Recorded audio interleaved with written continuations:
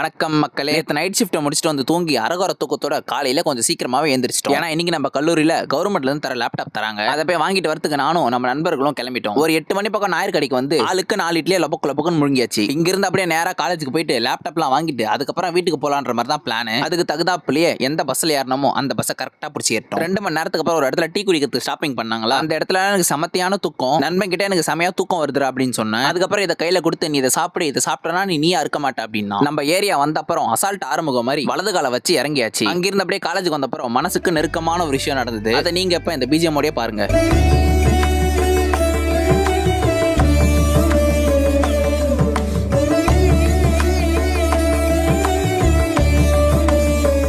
இவனுக்கு 2 பேரும் நேர்ல பார்த்து கிட்டத்தட்ட 1 மாசத்துக்கு மேல ஆகுது. சாப்பிட்டுட்டு உடனே போய் லேப்டாப் வாங்குறது தான் பிளான். ஆனா நடுவுல ஏகப்பட்ட குளறுபடி நடந்து நாங்க 3 பேர் தான் கடைசியா வாங்கணும். வீட்டுக்கு போறதுக்கு நிறைய டைம் இருந்ததால சரி இவ்வளவு தூரம் வந்துட்டோம், ஜிம்முக்கு போய் ஒரு ஒர்க் அவுட் செஷனை பண்ணிட்டு போயிடலாம்னு முடிவு பண்ணிட்டேன். ஒரு 3 வேரியேஷன்ல பைசப்கான ஒர்க் அவுட்லாம் போட்டுட்டு நம்மளுக்கு ஒர்க் பிளேஸ்ல ஒர்க் நின்றுகிட்டே பண்ணுன்றதால கால் மசில்ஸ் எல்லாத்தையுமே கொஞ்சமா திடப்படுத்தணும். அதுக்கான ஒர்க் அவுட் எல்லாத்தையுமே சட்டு போட்டு முடிச்சுட்டு வழக்கம் போல ஹைட்ரேஷன் பண்ணிட்டு அங்கிருந்து கிளம்பிட்டேன். இந்த மாசத்துல காலேஜ்ல ஸ்போர்ட்ஸ் டே வேற நடக்க போதும். நம்ம காலேஜ் வாழ்க்கையோட கடைசி ஸ்போர்ட்ஸ் டே. நேரமும் காலமும் செட் ஆச்சுன்னா வந்து கலந்துக்கலாம். பஸ் ஏறி உட்காந்தோடனே சரியான தூக்கம். வீட்டுக்கு வந்தோடனே நல்லா வயிறு முட்டை சாப்பிட்டுட்டு அப்படியே போயிட்டு மட்டை ஆயிட்டேன். நாளைக்கு பார்ப்போம்.